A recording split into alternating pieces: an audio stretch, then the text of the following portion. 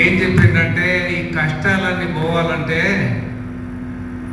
దేనితోటి కష్టాలు వస్తున్నాయో దాన్ని వదిలిపెట్టాలి. కష్టాలు శరీరంతో వస్తున్నాయి అనుకో, శరీరం వదిలిపెడితే పోద్దా? దొండ చెట్టు ఉంది, తీగ అడ్డం వచ్చింది నీకు, తీగ కోసేసినావు, మళ్ళీ ఎగురు పెట్టదా?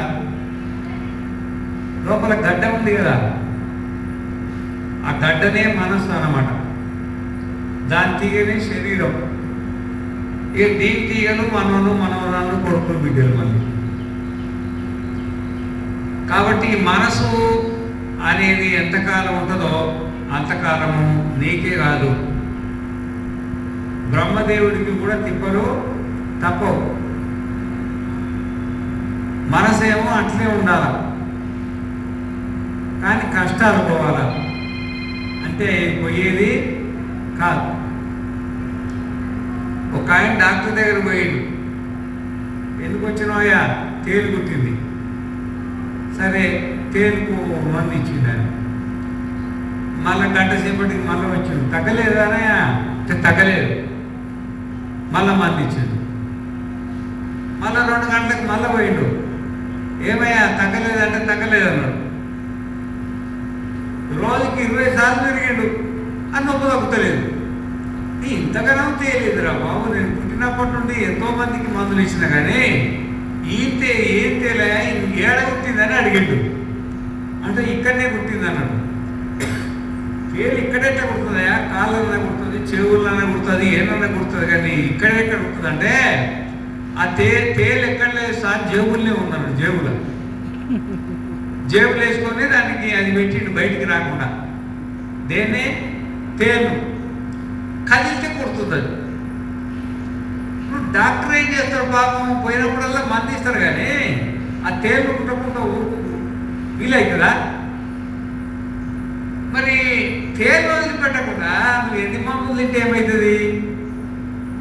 ఈ మనస్సే తేలు, మనస్సే తేలు. గుర్తుంటుంది. కామము, క్రోధము, లోభము, మోహము, మదము, మాత్సర్యము, ఇవన్నీ కోరికలతో కదా మనిషి బాధపడేది, కోపంతో కదా. ఏమి నా బిడ్డలు, నా కొడుకులు మోహంతో కదా. ఇక అన్నీ ఈ కుట్లన్నీ మనసువే అన్నమాట. అంటే కోరికలు తెప్పించినా మనసే, క్రోధం తెప్పించినా మనసే, మోహం తెప్పించినా మనసే, ఏం తెప్పించినా మనసే అన్నమాట. ఆ మనసేమో మనం వదలదలుచుకోలే, దాన్ని జాగ్రత్తగా పెట్టుకున్నాం. కానీ నొప్పులన్నీ పోవాలంటే అది ఏడపోలిస్తుంది చెప్పండి. అందుకనే నిజంగా నిజమైనటువంటి నీకు శాంతి కలగాలంటే అమనస్క స్థితి అన్నారు. అమనస్కం అంటే మనస్సును త్యాగం చేయాలి. మనస్సును త్యాగం చేయాలంటే దానికి తమేతం వేదానవచనేన బ్రాహ్మణ వివింశంతి యజ్ఞేన దానేన తపస అనాశకేన.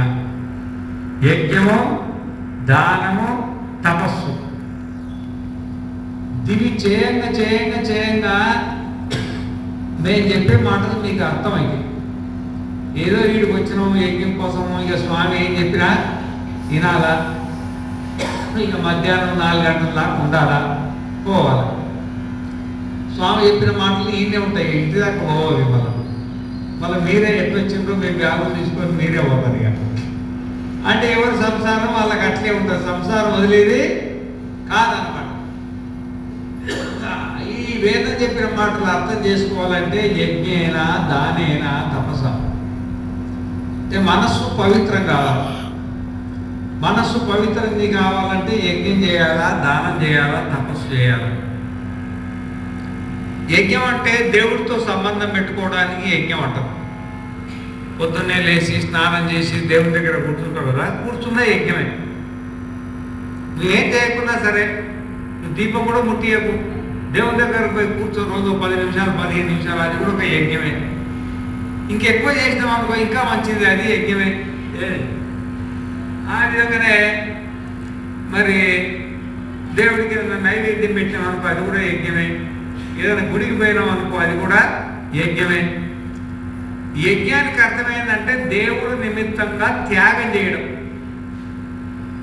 ఇప్పుడు నువ్వు దేవుడి దగ్గర పోయి కూర్చున్నావు, ఆ త్యాగమేగా 5 నిమిషాలు 10 నిమిషాలు దేవుడి కోసం త్యాగం చేసినట్టే కదా. నువ్వు ఏం నైవేద్యం పెట్టకున్నా సరే, కొబ్బరికాయ కొట్టకున్నా సరే, అగరబత్తి వెలిగేయకున్నా సరే, మరి ఆ 5-10 నిమిషాలకి త్యాగం చేసినట్టే కదా సంసారాన్ని. అది కూడా యజ్ఞమే అన్నమాట. కానీ మనకు పట్టిన మైలు ఏంటంటే మనకున్న సంపదనే మనకు పట్టిన మైల. మన దగ్గర డబ్బు ఉంటుంది కదా, ఇల్లు పొలము పైసలు ఏదో ఉంటుంది కదా, దాన్నే మైల అంటారు. ఆ మైల బోడగొట్టుకోవడానికి ఆ డబ్బునంతా దేవుడి కోసం ఖర్చు పెట్టాలి. దైవ ప్రీతి కోసం, దైవ ప్రీతి కోసం నువ్వు పెట్టే ఖర్చును యజ్ఞం అంటారు. ఏ రకంగా పెట్టినా సరే. అది భూత ప్రీతి కోసం పెట్టేదానిని దానం అంటారు.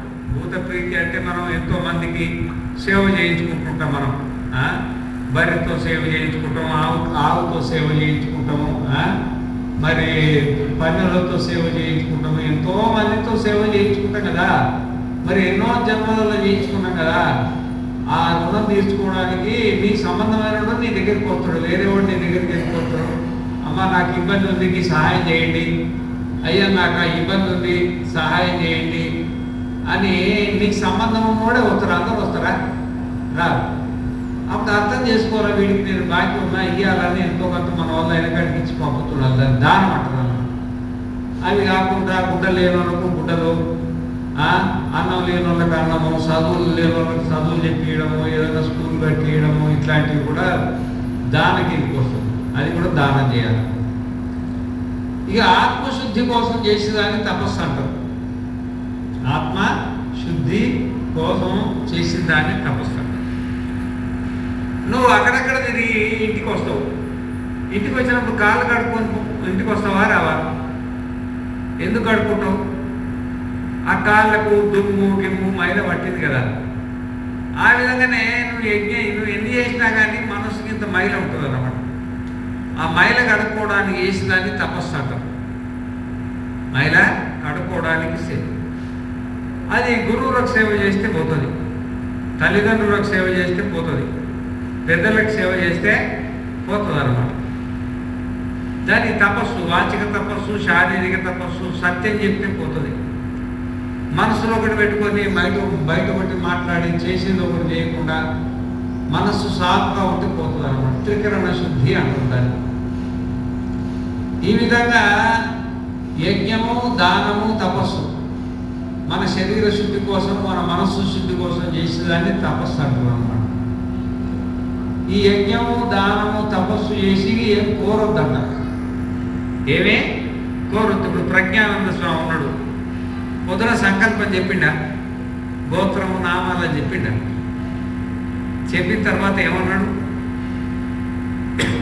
ఓ స్వామి నువ్వు బాగుండు అంటే దేవుని, ఓ దేవుడా నువ్వు బాగుండు, నీ భార్య బాగుండని, నీ పిల్లలు బాగుండని, నీ సంసారం బాగుండని అన్నా. ఏమన్నాడు? ధన కనక వస్తు వాహన ఐశ్వర్య. ఇక మనకు అన్ని తెలియదు, అయ్యే వాళ్ళకి ఎక్కువ తెలుస్తాయి. ఇక మనకి ఏమేమి లేవు. మొత్తం లీస్టే చదివేస్తారు. దేవుడా నేను ఊరికే ఖర్చు పెడుతున్నా, నేను ఊరికే ఖర్చు పెట్టలేను, దీనికోసం ఖర్చు పెడుతున్నా. ఉన్న డబ్బు చాలదు, డబ్బులు ఇచ్చి, ఉన్న బంగారం చాలదు, బంగారం తెచ్చి, ఉన్న ఇంట్లో సామాన్లు చాలు, సామాన్లు తెచ్చిపెట్టి, ఇక ఉన్న మనుషులు సరిపోతలేరు, ఇంకా మనవరాలను పంపి, ఇంకా ఏమేమో అన్ని లీస్ట్ అంతా చదువుతావు అనమాట. ఇక చదివితే తప్పేమీ లేదు. నువ్వు డబ్బు కావాలని యజ్ఞం చేసినావు అనుకో, డబ్బు ఇచ్చి ఆ పుణ్యం చచ్చిపోతుంది. బంగారం కావాలని యజ్ఞం చేసినావు అనుకో, ఆ బంగారం వస్తుంది నీకు, కానీ ఆ పుణ్యము చచ్చిపోతుంది, నశించిపోతుంది. నువ్వు ఏ సంకల్పం పెట్టి యజ్ఞం చేసినావో ఆ సంకల్పం నెరవేరిన తర్వాత అది చచ్చిపోతుంది అన్నమాట. కానీ ఏ కోరిక కోరొద్దట, ఏ కోరిక కోరొద్దు. ఇప్పుడు డబ్బులు ఉన్నాయి, ఖర్చు పెట్టలేదు. ఖర్చు పెట్టకపోతే డబ్బులు ఉన్నాయి నీ దగ్గర, అట్లా ఖర్చు పెడితే పోతాయి. సంకల్పం చెప్పడం అంటే ఖర్చు పెట్టడం అనమాట. ఖర్చు పెట్టడం అది.